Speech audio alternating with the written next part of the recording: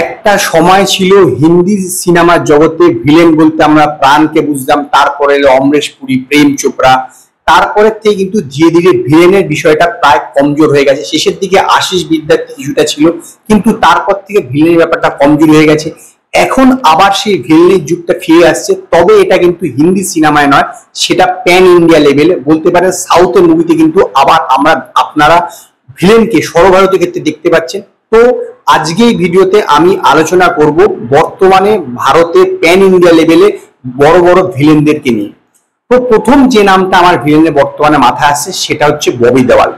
1995 সালে টুইঙ্কেল খান্নার বিপরীতে উনি বরসাত সিনেমার মাধ্যমে হিন্দি সিনেমার জগতে এসেছিলেন, কিন্তু ধীরে ধীরে যখন তিনি একের পর এক হিট মুভি দেন, তারপরে কিন্তু ধীরে ধীরে একটা সময় পর তিনি হারিয়ে যান। আবার রিসেন্ট টাইমে এনিম্যাল মুভিতে অ্যাজ এ ভিলেন উনি কাজ করেন এবং সেটাতে প্রচুর সাফল্য পান, এবং তারপর থেকে একের পর এক অ্যাজ এ ভিলেন তিনি কিন্তু সাইন করে চলেছে বিভিন্ন মুভিতে। যেরকম রিসেন্ট টাইমে তার আসতে চলেছে দেবারা মুভি, তারপরে আলফা যা আলিয়া ভাটের সিনেমা, তাতেও কিন্তু তিনি সাইন করেছে অ্যাজ এ ভিলেন। এবং নন্দমুরি বালাকৃষ্ণন NBK 109 যে সিনেমাটার নাম রাখা হয়েছে টেন্টেটিভ টাইটেল, সেটাও কিন্তু অ্যাজ এ ভিলেন তিনি সাইন করেছেন।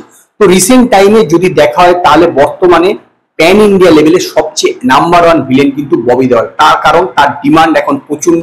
তিনি শুধুমাত্র হিন্দি নয়, তেলেগু, তামিল সিনেমাতেও একের পর এক তিনি সাইন করে চলেছেন। শুধু তাই নয়, সুইয়ার যে আপকামিং মুভি কাঙ্গুবা, তাতেও কিন্তু তিনি অ্যাজ এ ভিলেন হিসেবে রয়েছেন। 2 নম্বর যে নামটা মাথায় আসছে সেটা হচ্ছে SG সুরিয়া। দেখুন, ইনি আগে কিন্তু বহু পুরনো অ্যাক্টর এবং তার পাশাপাশি ডাইরেক্টর। তিনি কিন্তু অ্যাজ এ অ্যাসিস্ট্যান্ট ডাইরেক্টর নিজে ক্যারিয়ার শুরু করেছিলেন, তারপর স্ক্রিপ্ট রাইটার, স্ক্রিন প্লে এবং প্রডিউসও করেছেন সিনেমা, এবং তারপরে তার পাশাপাশি তিনি অভিনয় করতেন, কিন্তু বিভিন্ন রকম ভ্যারিয়াস রোলে অভিনয় করতেন।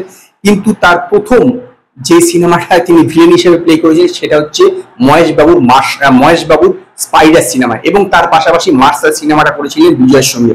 তো এই দুটো সিনেমাতে তিনি অ্যাজ এ ভিলেন নিজেকে প্রতিষ্ঠা করেন, এবং তারপর থেকে একের পর এক ভিলেনের রোল করতে থাকেন, এবং বর্তমানে তিনি প্রচুর রোল করছেন, তেলেগু এবং তামিল দুটো ভাষাতে ভিলেনের রোল করছেন।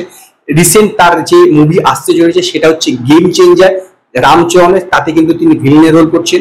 এছাড়াও নানির আপকামিং মুভি সানিপোদা পানিরাস এও তিনি থাকছেন।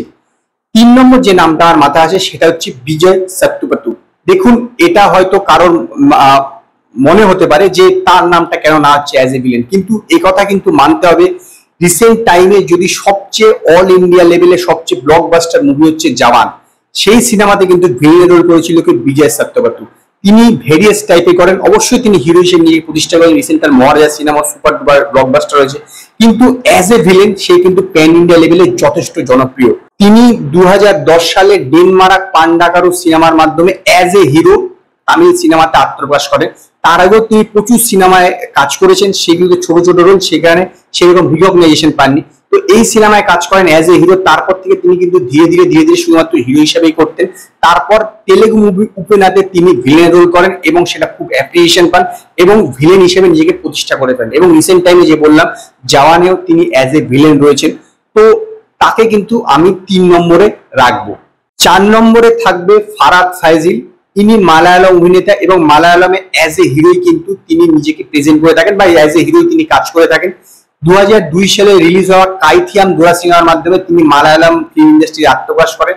তারপরে তিনি অ্যাজ এ হিরো হিসেবেই কাজ করেছেন, কিন্তু রিসেন্ট টাইমে পুষ্পা সিনেমা, যেটি একটি তেলেগু সিনেমা ছিল, সেই সিনেমাতে তিনি ভিলেন রোল করেন, এবং তারপর থেকে কিন্তু অ্যাজ এ ভিলেন তার প্রচুর ডিমান্ড হয়ে যায় বিভিন্ন ল্যাঙ্গুয়েজে, তেলেগু, মালায়ালাম এবং পাশাপাশি তামিলও তার অ্যাজ এ ভিলেন হিসেবে যথেষ্ট ডিমান্ড আছে। রিসেন্ট টাইমে তার পুষ্পা 2 সিনেমা আসতে চলেছে, তাতেও কিন্তু তিনি ভিলেন রোল করছে। তো সেই জন্য 4 নম্বরে আমার থাকবে তার নাম ফারাদ ফাইজিল। 5 নম্বরে থাকবে জগৎপতি বাবু। জগৎপতি বাবু 1999 সালে তেলেগু ফিল্ম ইন্ডাস্ট্রিতে আত্মপ্রকাশ করেন অ্যাজ এ হিরো। তারপর থেকে কিন্তু তিনি হিরো হিসেবেই কাজ করতেন, কিন্তু একটা সময়ের পর তার ধীরে ধীরে কাজ কমে যায়, এবং তিনি কিন্তু বেশ কয়েক বছরের জন্য গ্যাপ নেন। তারপরে নন্দমুরি বালাকৃষ্ণ লেজেন্ড সিনেমাতে তিনি ভিলেন হিসেবে কাজ করেন, এবং তার কামব্যাকটা এক প্রকার সফল হয়। সেই সিনেমার মাধ্যমে তিনি কিন্তু নিজেকে ভিলেন হিসেবে প্রতিষ্ঠা করেন। এরপর থেকে তামিল, তেলেগু, মালায়ালাম এবং কন্নড়েও তিনি কাজ করেছেন, এবং রিসেন্ট টাইমে তার কয়েকদিন পরেই 15 আগস্ট একটি মুভি আসতে চলেছে মিস্টার বচ্চন, তাতেও তিনি কিন্তু অ্যাজ এ ভিলেন হিসেবে থাকছেন। তো 5 নম্বরে আমার কাছে থাকবে জগৎপতি বাবু, প্যান ইন্ডিয়া লেভেল, এবং তিনি সালমান খানের সঙ্গে একটি সিনেমা করেছেন রিসেন্ট কয়েকদিন আগে। তো স্বাভাবিকভাবে তার জনপ্রিয়তা কিন্তু যথেষ্ট আছে, এবং সেই জন্যই আমার হিসাবে 5 নম্বরে থাকবে জগৎপতি বাবু। 6 নম্বরে থাকবে সুনীল।